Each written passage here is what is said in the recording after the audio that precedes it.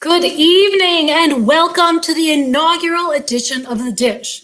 I'm your host, Monica Eng. I'm a food and health reporter at the public radio station WBEZ in Chicago. I'm so excited to be here tonight to host the Dish Storytelling Slam with the Illinois Stewardship Alliance.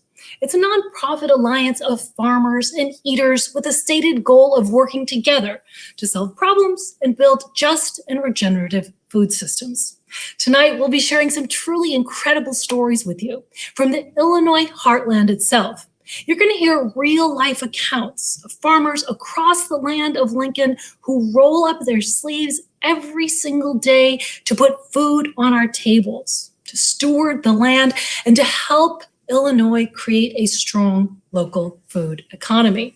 If you've ever experienced the Moth on public radio, you will be familiar with tonight's structure.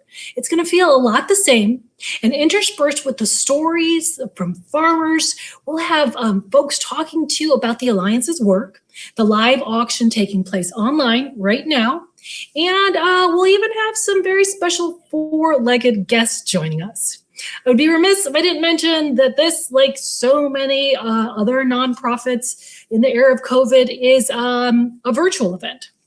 And the Alliance, like so many others, is new to it. So I hope we've worked out all the kinks, but please bear with us as we navigate these new technological waters. If you're able, we recommend that the best way to enjoy tonight's event is to have two devices on hand. Not four, two devices on hand. One to stream the video. That would be like a computer or a smart TV, and the other to donate or bid on auction items like your mobile phone. You can still do those things if you don't have two devices. It'll just be easier if you have two at your disposal. Also, if you experience any technical difficulties viewing the show or participating in the online auction, please call or text Liz at 217-520-3867. That's 217-5. I feel like I'm in public radio again. 217-520-3867. Now, before we kick things into high gear tonight, let's learn a little bit more about the Illinois Stewardship Alliance and their members. Here's the deal. You want healthy and affordable food. You want the people who grew that food to have a good life. You want to support your local businesses so your community is vibrant and resilient. You want the natural world around you filled with clean water, green spaces, happy wildlife, and living soil. But it's not easy. Healthy food is expensive. Farmers who grow local foods are struggling, and fertile soils are dying and washing away. And you're shaking your fist at the sky and shouting, "Why is this so hard?" The simple answer is that we have a food system that values corporate profits over the health of our communities, the vitality of our local economies, and the sustainability of our farmland. But there's hope, because people like you are working to change this system in Illinois. More than ever, farmers and eaters are coming together, untangling the root causes and finding solutions. They're advocating for change with their collective voices and their individual daily choices. They're changing regulations like cottage food laws that encourage more business startups. They're growing the Buy Fresh, Buy Local network to make it easier to find local food and grow local economies. They're improving policy to help farmers practice more conservation. And who are these superhumans? Well, they are just like you, and they are members of the Illinois Stewardship Alliance. The Alliance makes it easy for you to use your voice and your choices to create a better food system. It's time for you to join the Alliance.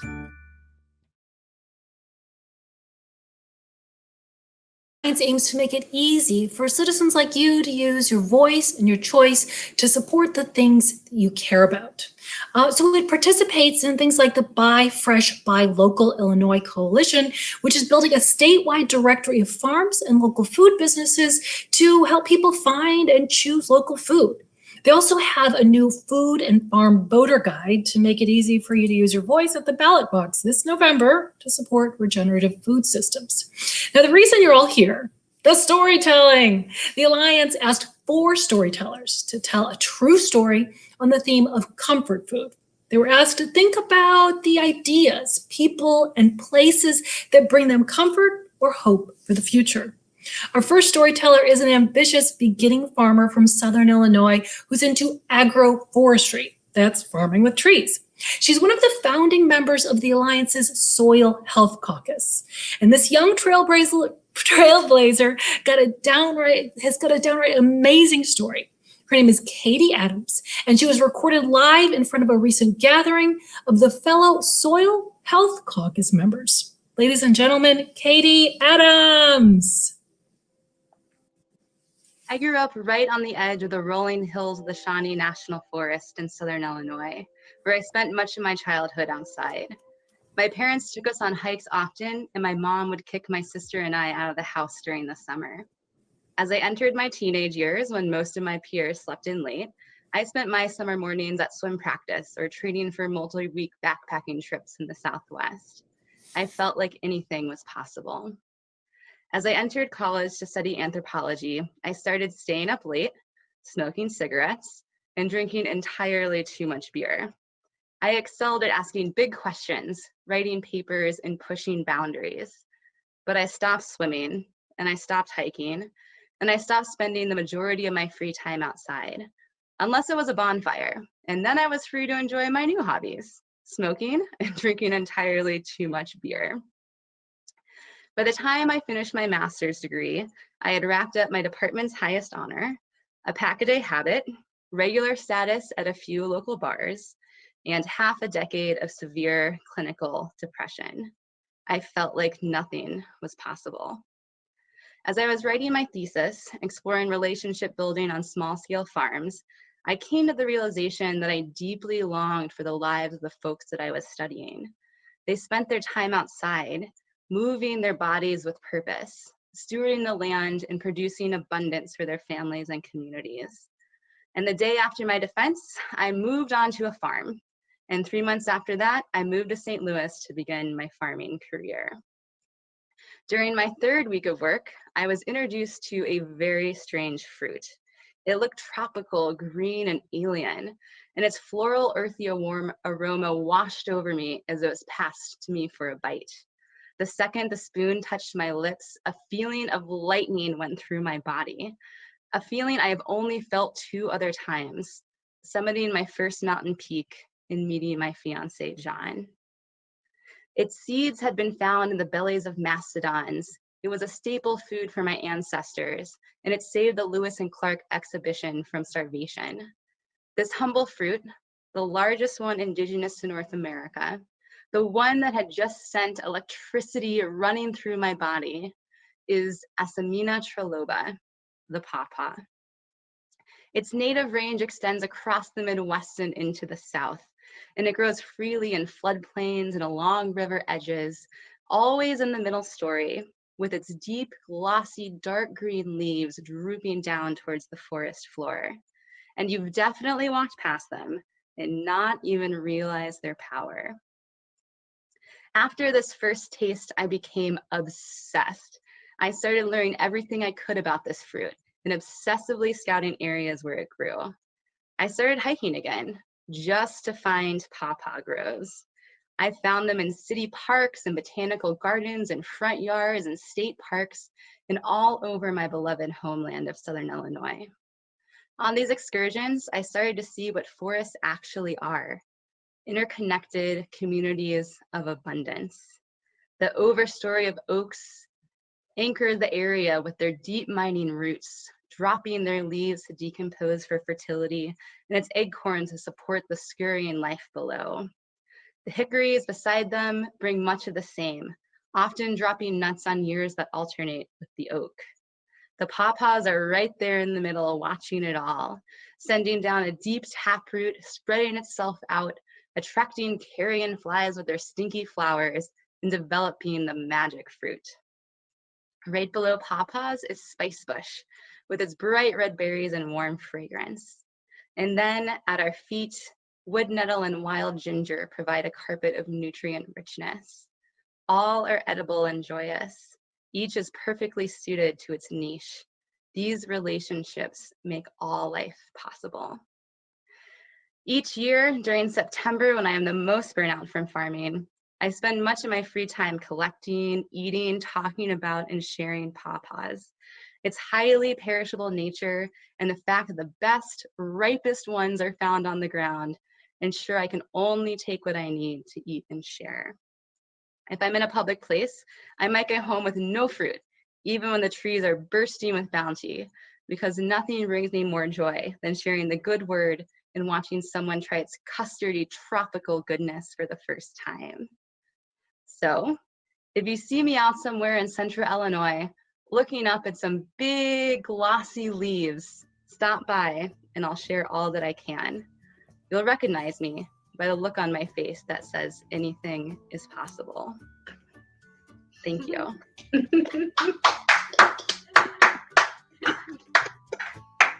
Yum. For the record, I love pawpaws, and I hadn't been aware of them until just a few years ago when my friend Tim Burton of Indiana maple syrup fame came up to Chicago with about four squirrels and several pawpaws that he had foraged for my podcast, and I couldn't believe that the Midwest could possibly produce something that tasted so close to a banana and a mango and a custard fruit or a custard apple. It was just like this miracle in Indiana and Illinois. So thank you so much for reminding me of those wonderful pawpaws. Next up, I want to turn things over to two hardworking Alliance staffers, Molly Gleason, Director of Communications, and Liz Ruppel, the Alliance's Policy Coordinator, joining us live from Alliance headquarters in Springfield. Take it away, ladies. Try to get that. I think we've got it. that. All right. I think you ladies are back. All right. Take it away, ladies. So we did a little dance break there for you. My name is Molly, and I want to welcome everyone to The Dish. And hey, I'm Liz Ruppel, and we are coming to you live from our state capitol saying thank you for tuning in to our inaugural online storytelling event. At the Alliance, we work with so many great farmers all across the state doing extraordinary work to fight climate change, feed our communities, and make Illinois a more vibrant place to live. But their stories and their voices are often underrepresented in our very global food system. Tonight we have the opportunity to change that and put their stories front and center. As Monica mentioned, Katie recorded her story in front of a live audience of farmers at the Alliance's Soil Health Caucus. And what's that, you might ask? Well, our Soil Health Caucus is a group of farmer members from all across Illinois who have banded together to work to advance soil health policy. Soil isn't just dirt, folks. Soil is literally where everything comes from. It helps protect a lot of other things that are all important to us. It grows healthy food that keeps our waterways clean. It traps carbon to fight climate change. It is one of the biggest, and as one of the biggest achievements of this group so far, the caucus helped to champion a new state program last year to help fellow farmers afford to plant cover crops. Liz, for the folks at home who might not know what a cover crop is, can you explain? Absolutely. So cover crops are usually planted after your corn or your soybean harvest, basically right now, and they literally cover the soil over winter. So keeping that root in the ground all year long is so wonderful, but especially in the winter, it's like a warm blanket. They keep all of those tiny microbes living in the soil fed throughout the winter, and they protect the soil from washing away.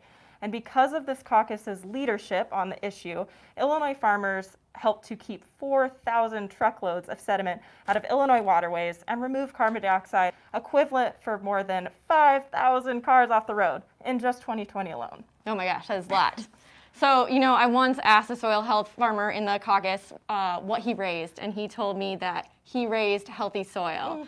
And he said if he could just raise healthy soil, he'd be able to raise anything else. And I just loved that because it was a whole new way of looking at farming. So we are dishing it up tonight because with your support, we and the farmers and other advocates we partner with can do even more to create big change, just like our Soil Health Caucus did for clean water and a healthy climate. Our goal tonight is to raise $20,000 to support the Alliance's work. That's a big goal, and the good news is that we've already raised $15,000. So tonight, right here, together, we need to raise another $5,000 more to meet that goal. Our alliance is powerful because of our shared belief that nothing in our food system changes unless we do the work ourselves and we fund the work ourselves. And we need you to make that happen. So one way you can make a gift and get something really great for yourself, a family member, or a friend Or is for the upcoming holidays. absolutely, those are right around the corner, but that would be to bid in our online auction, which is happening right now. We have a virtual cornucopia of items available from local food baskets to farm tours to cooking classes and a whole lot more. Personally, I am vying for the Cedar Valley Sustainable Farm Tour. Beth and Jody Osmond have a beautiful farm near Ottawa. Always wanted to visit, and it's right next door to Starved Rock State Park in one of my favorite local breweries, the Lone Buffalo Brewery, so I can make a nice little day trip out of it. So outbid me, I dare you. Every bid gets you one step closer to your perfect package and supports the Alliance's work to build just and regenerative food systems. It's win-win. Yes. Can I come to that if you do win that, Yeah, Molly? of course, Liz. Awesome. So I have my eye on the Tulip Tree Garden Basket. It's an awesome wellness package. It has black cumin CBD oil, which is really impressive, and everything is handmade right on Rachel and Jesse's farm in Beecher. So with my phone, like Monica said, use two devices. I used our handy dandy mobile bidding app to put my bid in on that basket, and all I had to do was click watch to get notifications about other bidders outbidding me. Hopefully that won't happen, but it looks like it just did. No. Well, we knew that item was going to be a pretty hot item. So while you are placing your next bid, I want to take a moment to thank a few of our really generous sponsors who are helping make the dish possible. Our presenting sponsors are Blue Cross Blue Shield and Springfield Clinic Neurosurgery. I also want to give a shout out to some folks who have already donated. Thank you so much to Angie Savici, Joel Johnson, Tom Abbott, and Kathy Saltmarsh. Thank you so much for those donations, and keep those donations rolling in. If you haven't yet, we invite you to join us tonight with a gift to help us meet or pass our goal. Donations can easily be made online by simply pressing the donate button in the menu on the event webpage. So Molly, I have some really great news. You're winning your bidding war? No, I'm not. I haven't had a chance to rebid yet, but so First Allied Securities in Bloomington is actually going to match donations that come in tonight up to $1,000. So if you are feeling inspired to give, your gift will be matched. Your donation will double the good, and so now is the time to really help us reach that matching challenge. That is amazing news. Thank you so much, First Allied Securities, and let's turn it back over to Monica for more stories. Thanks so much, Molly and Liz. Oh boy, those sound like some pretty fun items. I have to get over there.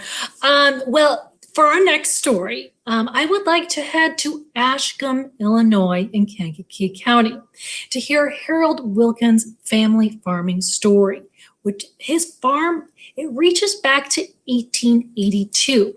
But in 2001, Harold found himself at a turning point, a point in time from which he never looked back. Harold's story was recorded live with members from the Alliance Local Food Producer Caucus. Please take it away, Harold.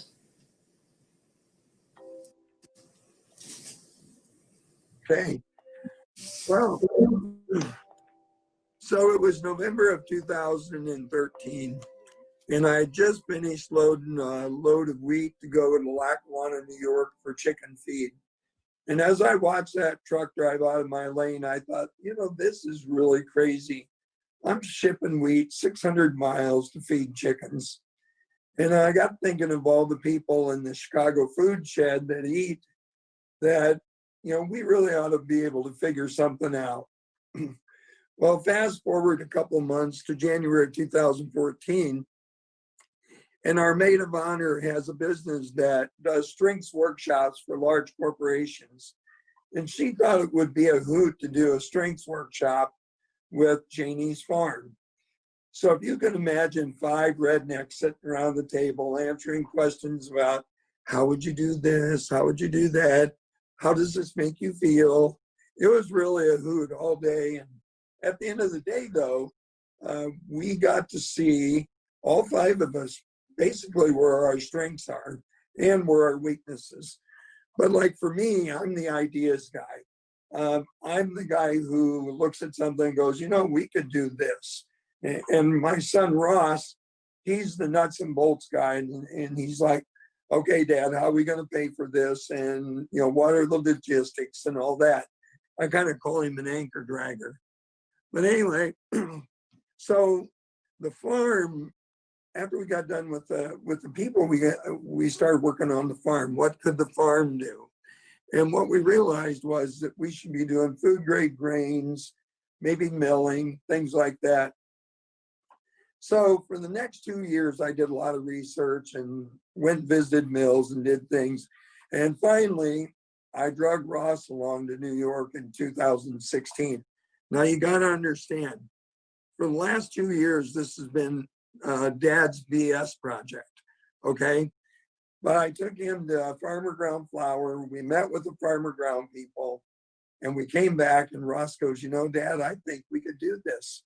And that was when I knew that Janie's Mill was going to become something, and that we could go ahead and start looking to build. And once Ross was on board and him and I were working in the same direction, why, that was where the idea of Janie's Mill came forward. So for the next 2 years, we bought machines, we went and visited other mills, we got the ideas, and now we're selling flour to anywhere within a 4.5 hour radius of our farm, doing a lot in Chicago, and we sell a lot of our grain to other millers, to distillers, to brewers, and we're working on more processes that will make that possible. You know, no good business no good business is successful without a catchy tagline. So, you know, I came home one day and I said, you know, I think we should make our motto, Janie's Farm and Mill. If we can't feed you, we'll get you drunk. Well, I can tell you that Sandy Wilkins, my wife, put a kibosh to that right away. But even without a good tagline and without, you know, catchy phrase, we've been successfully milling and selling flour and developing relationships with individuals, with bakers, with millers, and it's been a great ride. But for all you who are thinking about doing milling, make sure that you got twice as much money and 4 times the time to get it going.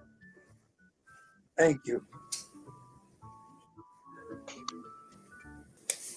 Well, thank you, Harold. I, for one, am so happy that you went into growing grain for human beings and milling, because after interviewing Harold a few years ago, I was so moved by his story of his daughter that you haven't even heard, that, oh, you got to hear it.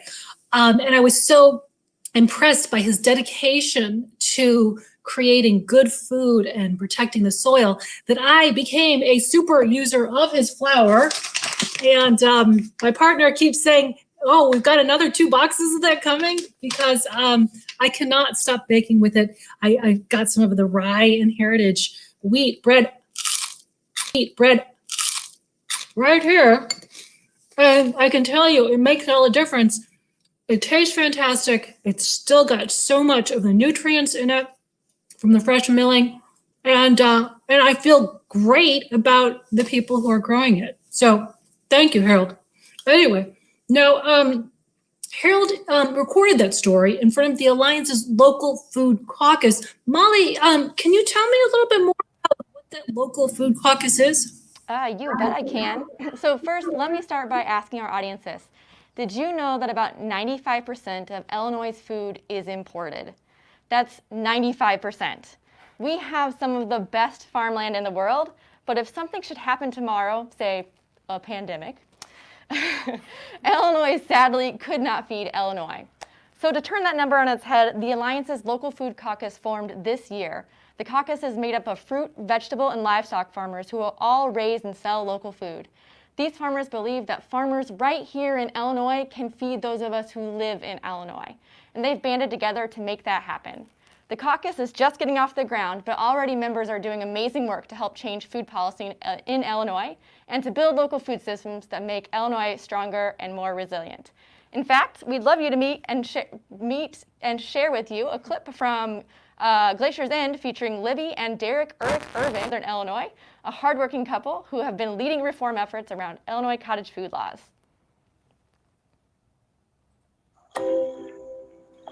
We met in Chicago about 6 years ago, ended up getting married, and we were just kind of got to the point where we were realizing, do we want to buy a place in the city, or what do we want to do, and it just so happened that at the time my grandfather's health was kind of failing him. He was 88. We had the opportunity to come down and kind of take care of him for a while and take care of the farm, and we ended up inheriting the farm. I feel rural communities can make agriculture the driving force of our economy. Emphasize the uniqueness of the area by the types of things you can grow. If you have a little imagination, you can start doing some interesting things. You can start bringing people to your area, build the community, start bringing Southern Illinois back. Years ago, when I would come down to visit my grandfather, I thought this would be an amazing place for an orchard. We had also developed a taste for hard cider.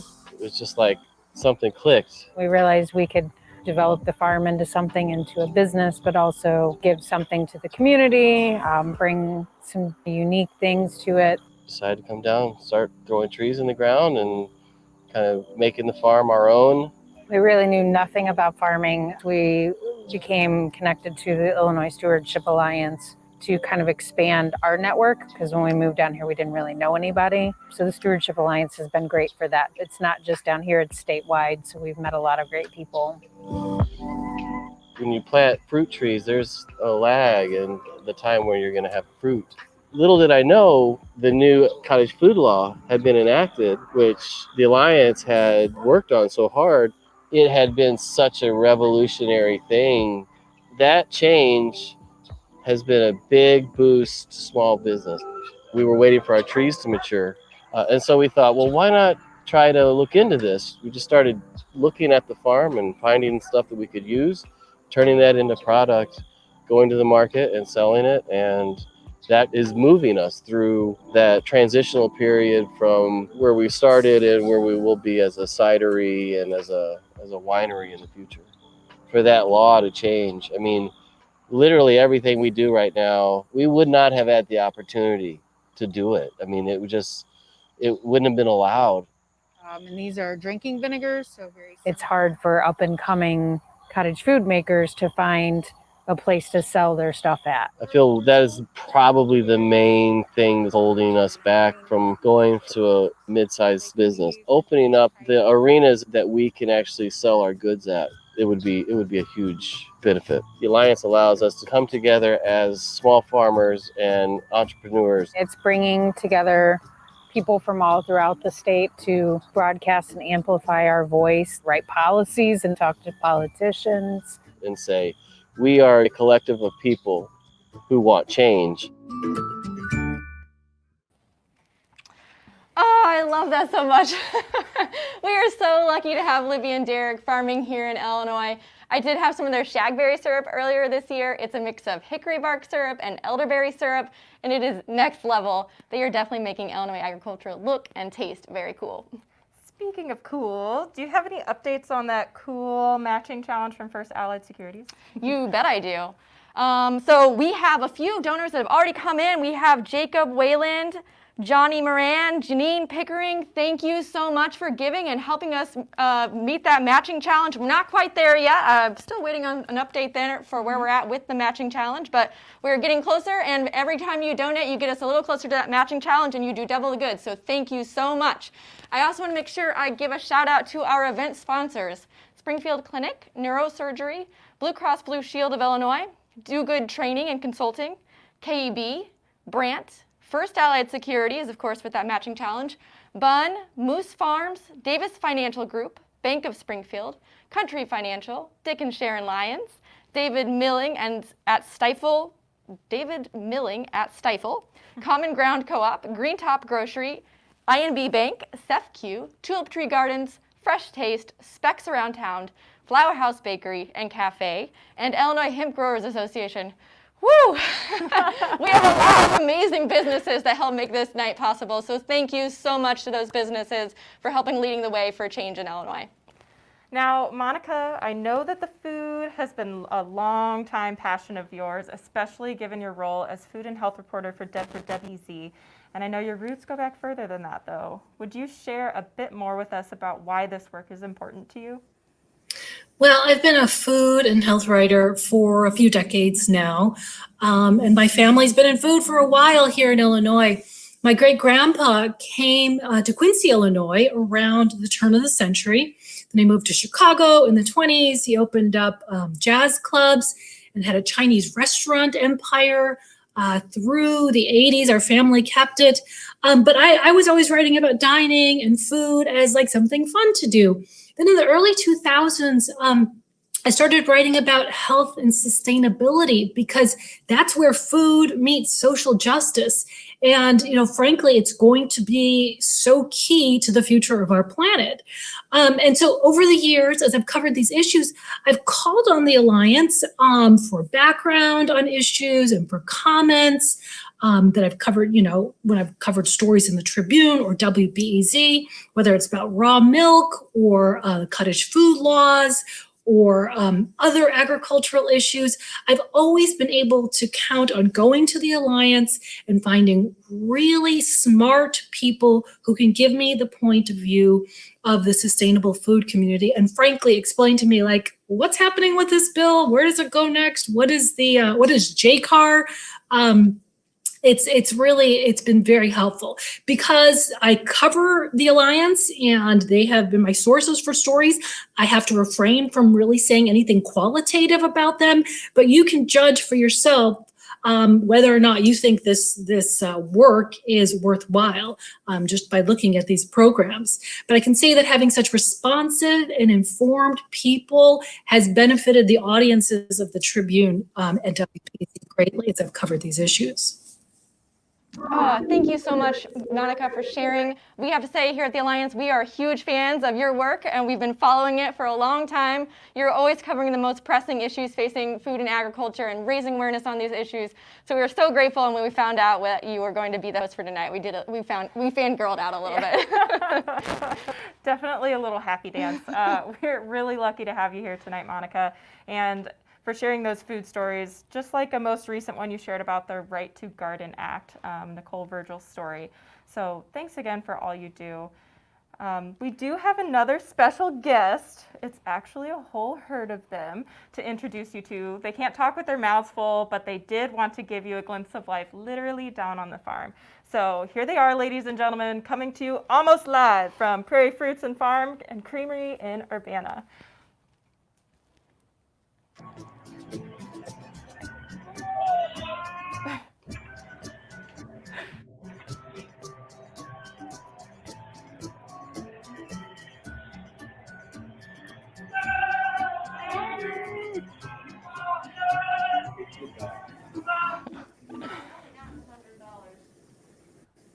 Oh, how cute. I could just watch that goat cam all night long. And we're going to hear about goats in one of these upcoming stories, I think. Yes, and I am just waiting for Angie to come in with some updates. But we are going to get to that goat story very soon in just a moment. But please, please, please keep donating. We had Angie. Thank you. All right, so from our last update, we had just 100 more come in. We are 900 away from our matching goal of $1,000, and we are 4,000 away from our event goal. So special thanks to Paul O'Keefe, Ellen Jacobson, and Julie Rowland for piling on to the total. So we have a ways to go, folks, but we can do this. Back to you, Monica. All right. So, we've talked a lot about how the Alliance works with farmers, but eaters are just as important to this story too. So in our next clip, we're going to meet Jacqueline Jarju and hear about her journey to becoming an Alliance member.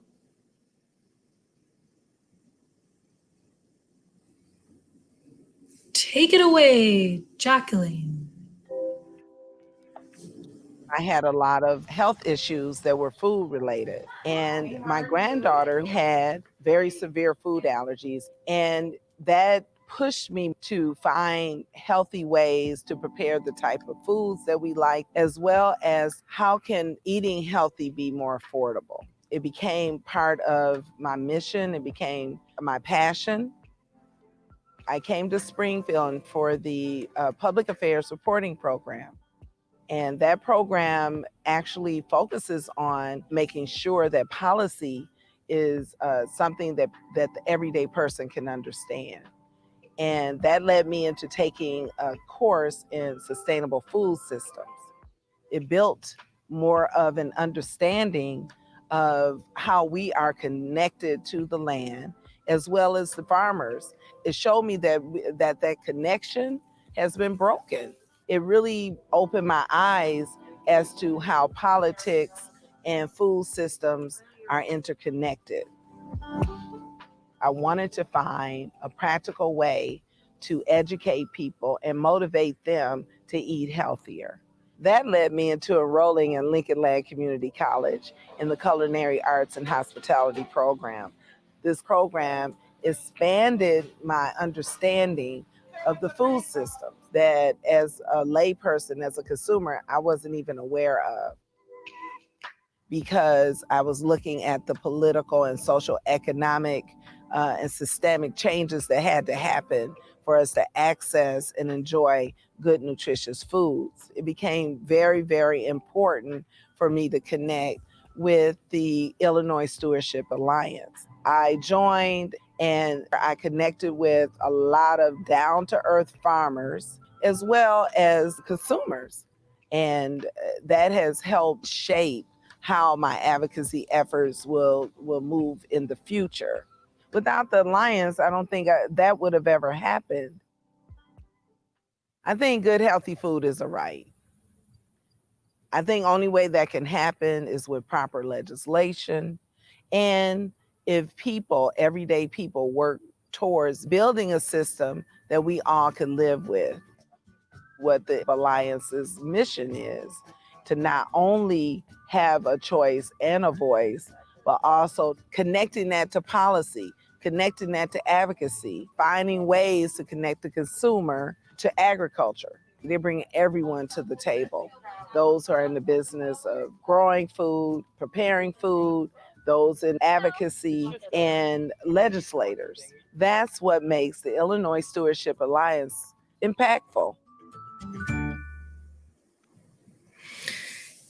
Yes, indeed. Good food is a right that we should all have. And I loved that kale shirt I saw in there. I'm wearing a kale shirt too. I made this from like real kale leaves. I took a picture of it. But what an inspirational story. And policy, you know, as much as we think, or I thought as I was covering food, it was all about deliciousness. Policy is so important, and it affects so much of what actually ends up on our plate and what gets in our bellies and how the health of our soil, our planet, and our bodies fares. So next up, it is my pleasure to introduce you to Demarcus Medley. Demarcus's family has deep roots in agriculture. As plantation workers in the Mississippi Delta in the same fields where his ancestors were forced into slavery, Demarcus's mother picked cotton alongside her mother, her father, her grandmother, and grandfather. Now, decades later, he and his brother founded Green Lords, Inc., an aquaponics farm in Galesburg with degrees in mechanical engineering, technology, and business, 6 children, and cutting-edge aquaponics and industrial hemp farm. He's one busy guy. Here is Demarcus. In 2011, my life changed forever. I was born with spinal bifida. What was started with a simple doctor visit ended up becoming major spinal surgery because I was born with the birth defect. And what spinal bifida is when the infant's spine doesn't develop fully in the mother's womb. And in my case, the tumor grew in that place and it pushed on the nerves in my back and caused nerve damage in both my legs and muscle loss. So at 26 years old, my career as a laborer was pretty much over. So I can no longer use my body, as to earn money as a career. So I spent the next year and a half in recovery from the surgery. I had to teach myself how to walk again. It's just a very dark time for me. And I decided, instead of staying in my sorrows, that I could pick myself up and I can use this as an opportunity to make myself a better person. So I decided to start exercising and eating right. And before I knew it, I was in the best shape of my life. I was even stronger than before.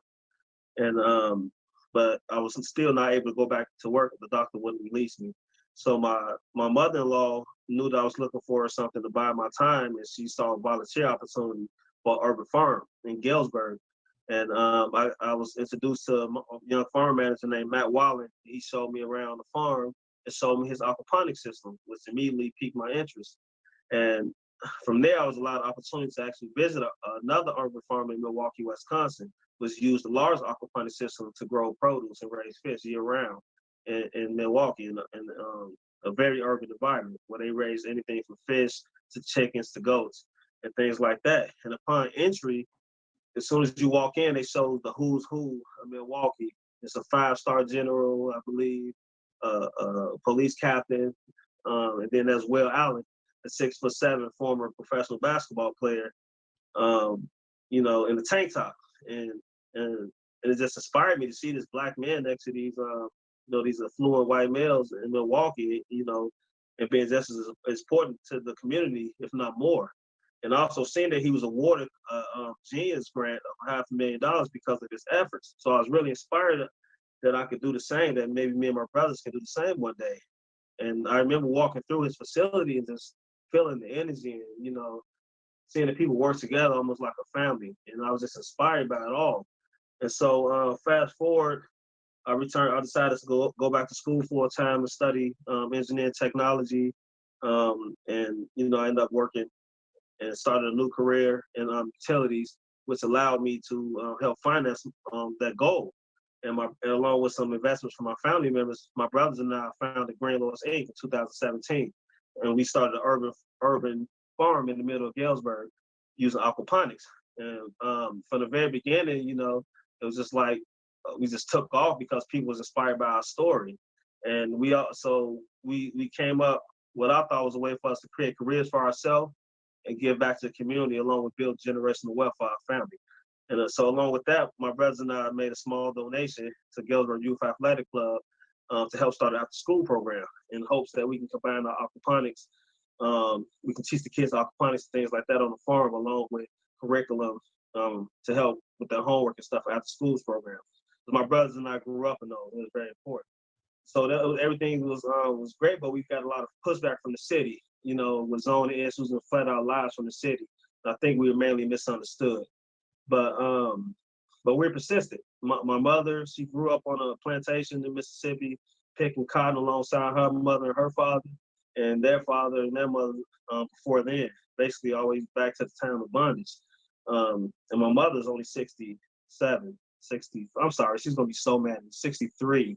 So she was still picking cottons in the 70s, to say the least. So I kind of use that to persevere through anything. And so all the ups and downs is just working, from the police raiding the farm, mistaking my industrial hemp for marijuana, to just push back from city officials. We just persevered through it all, because for me it became something bigger. And for me, working on my farm is not work. On my worst day, my farm brings me peace. My farm is my happy place. The beautiful colors, the sounds, and the smells are intoxicating. I work hard to secure the opportunity to grow industrial hemp for CBD, and this plant with thousands of uses has pushed my growing skills, to the next level. Like I'm using these unique skills I learned, and we grow hemp to trees, like anything you've probably seen. So which leads to bountiful harvest for us all. So becoming a farmer has taken my life in a direction, a young boy from the west side of Chicago never envisioned.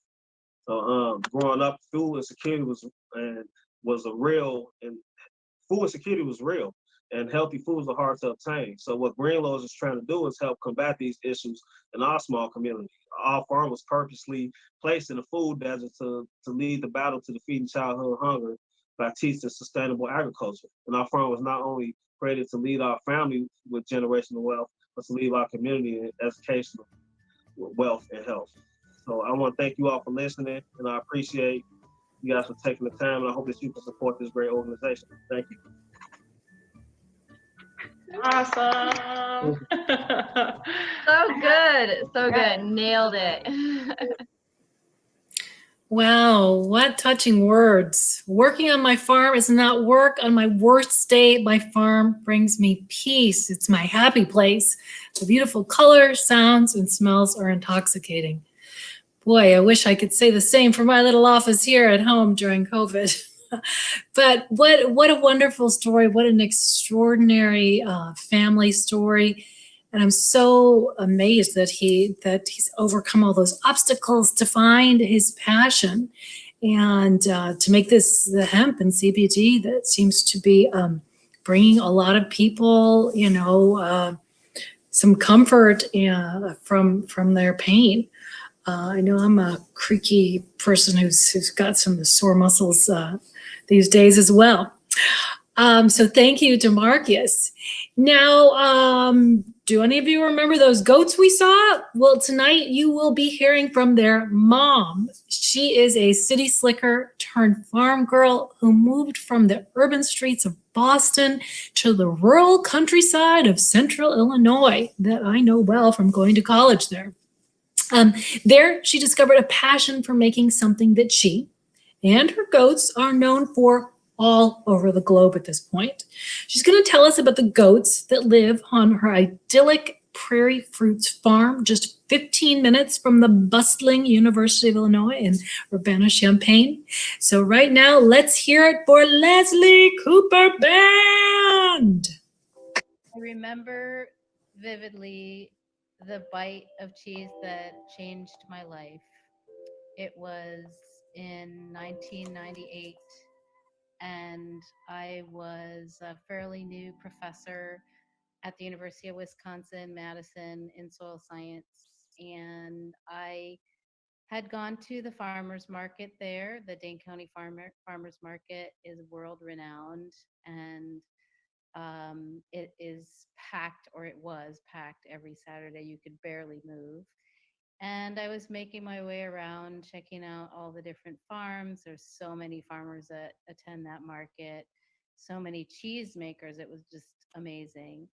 And I stopped at this little cheese stand that had goat cheese, and I tasted her fresh shove, and I was blown away. It was the most amazing goat cheese I'd ever had, and it was creamy, it was tangy, it didn't taste goaty, and it was just transformative. And I came to fall in love with that cheese, and the woman who made that cheese, her name is Ann Topham, and she's the founder of Fantôme Farm.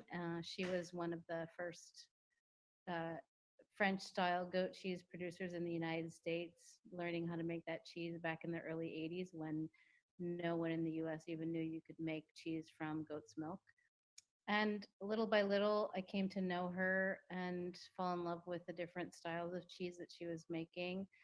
And although I was a professor working with dairy farmers every day, trying to convince them to farm more sustainably and to compost their manure, somehow lurking inside me was this secret passion to learn how to make cheese. I didn't really follow on that passion until my husband and I, Wes Gerald, moved from Madison to Champaign-Urbana in 2003.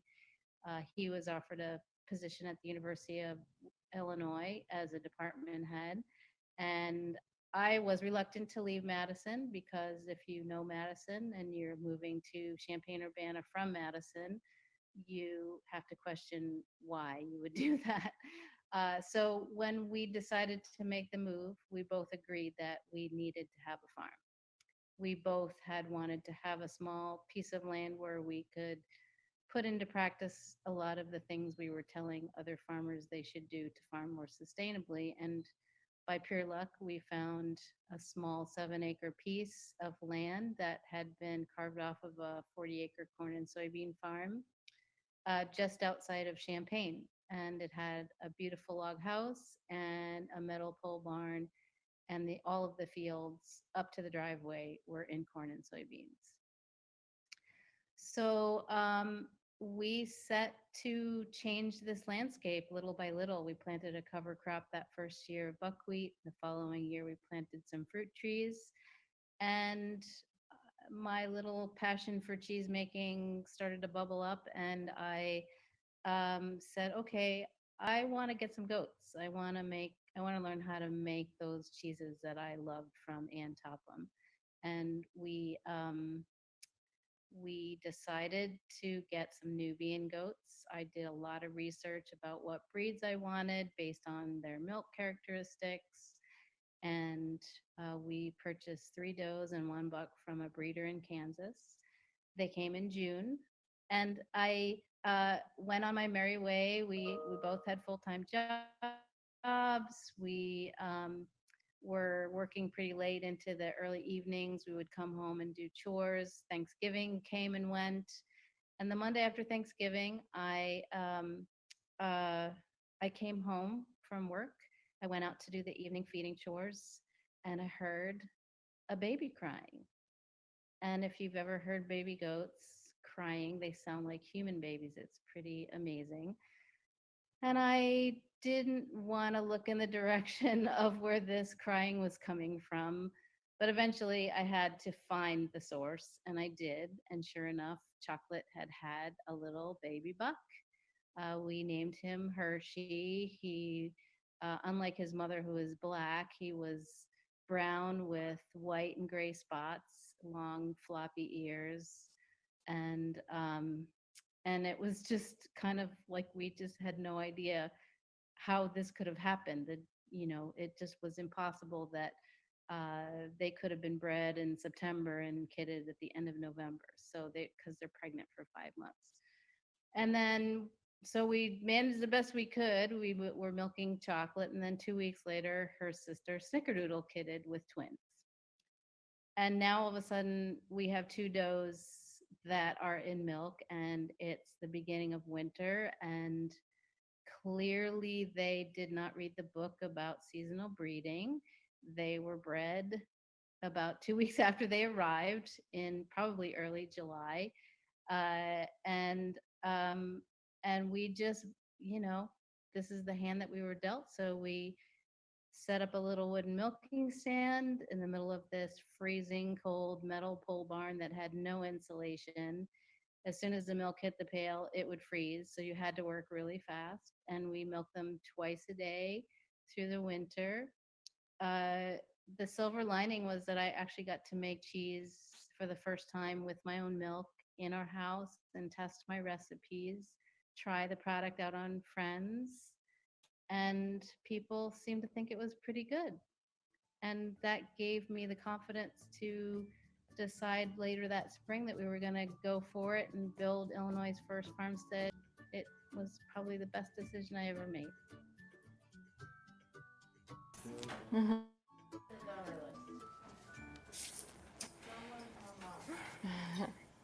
Well, I have to agree that Madison is a beautiful, beautiful place, but come on, Urbana-Champaign's no chopped liver either. But I am so glad that that Leslie came down and started her goat farm there, because wow, that is some of the most delicious, delicious chèvre or goat cheese I've ever had. And boy, I can't wait to get some more at a farmer's market or head down to U of I, maybe on a college visit with my daughter.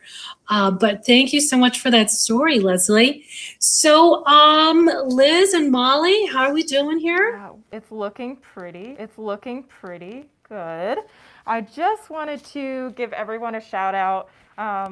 you know, there have been a lot of donations that have come in, and I think it would be wonderful to note everyone that has sent us money, and we are so, so thankful. So I am going to read maybe half of the list, and then I'll throw it over to Molly to read the other. That's good. All right, so Lindsay Record, thank you. George Havanek, thank you so much. Lenore Bayer, James and Tracy Barkley, David Pickering, our very own Kathleen Mueller, Mark Armentrout, Dan Kinney, our board member, Rachel Berry, our board member, John and Virginia Gill, Kevin and Karian Fitzpatrick, and Rakisha Candler, another board member, Monica Romano, Timothy Magner, board member, Kendra Beistefer, board member, my mom and dad, Alan and Kim Ruppel, Emily Wright, board member, David Hurst, Erica Beeman, another board member. I'll throw it over to Molly to read Savannah. Yeah, Savannah and John Williams, thank you so much. Sherry O'Donnell, our board president, thank you, Sherry. Mark Sanson, Mark has been doing a lot of work behind the scenes of the Alliance, so thank you, Mark. Katie Adams, our storyteller, thank you, Katie. Bruce Bergathon, Matt Meacham, Joseph and Catherine Pecora, Kim Nolan of Redbird Cafe up in Homewood, Illinois. Kim's a really great chef up there, so visit her restaurant if you can. Jacob Wayland, Matthew Moran, Johnny Moran, Janine Pickering, guest of Tina and Tina Genazzo. I think that's supposed to be Tina and Tina Genazzo's guest. And then Megan Stiles and Dan Kinney. Thank you so much to everyone who donated tonight. You have helped us get so close to our goal. Thank you. We are so happy. Yes, yes. And, you know, after doing some of these tallies, do you think we should maybe share any news with everyone? I think maybe we should share some news. I think we have some news to share. I think we do. So with everything that was just tallied up there, and again, continue to donate, but you know what? We not only met, but we surpassed our fundraising goal tonight. So our goal now is $1 million. Just kidding. But if you haven't yet given, don't worry. We'll leave this campaign open for another week. 7 more days to donate. When it comes to changing Illinois food systems, every dollar we raise will help fund our work to bring farmers and eaters together to solve problems, champion solutions, and build a healthier food system for our state. So that was over $20,000, guys. Yeah. Okay, thank you so much to everyone. I'm going to lose my mic here when I'm going to start dancing. Thank you so much to everyone tonight who donated, including First Allied Securities for that matching challenge, for everyone who helped us make that matching challenge and meet that matching challenge. We also want to throw some more props out to our sponsors, including our barn raisers, Blue Cross Blue Shield, Springfield Clinic Neurosurgery. It takes everyone working together to create change, and we are so grateful for those businesses that are leading the way. So again, we'll be taking donations for another week, but we also wanted to let you know that our online auction will be open for 24 more hours. It's going to close Monday night at 8 p.m. sharp. So get those bids in and get them up. Another quick mention for Tom Abbott, Karen Lehman, Sheila Walk, and Cassandra Carroll, a few more that have just come in. Ted, oh, we love you, Ted. So we're just going to read those and then we'll pass it back over to Molly. From the Alliance, we thank each and every one of you who tuned in tonight to hear inspiring stories of food, farming, and a little bit of fun, maybe some off-the-wall dance moves. We also want to thank our host, Monica Ng from WBEZ. Thank you so much, Monica. Thank you, and thanks so much for having me. And I was saying that I'd have to go down to the Urbana Farmers Market, but I could actually go to www.prairiefruits.com for some of that goat cheese. I feel like, you know, with all these stories, I'd love to have some CBD oil and some sourdough bread and goat cheese all mixed into one from all these stories. And that would make a really lovely snack. It was my pleasure to join you all tonight and to join you, Molly and Liz. I also want to thank Katie, Harold, Demarcus, and Leslie for sharing your inspiring stories with me and all the viewers tonight. To all our viewers, thank you for tuning in live for the inaugural The Dish. I'm Monica Ng saying thank you for joining us. Tune in next year when I think we're going to dish this out again. and good night. Stay safe. Eat good food.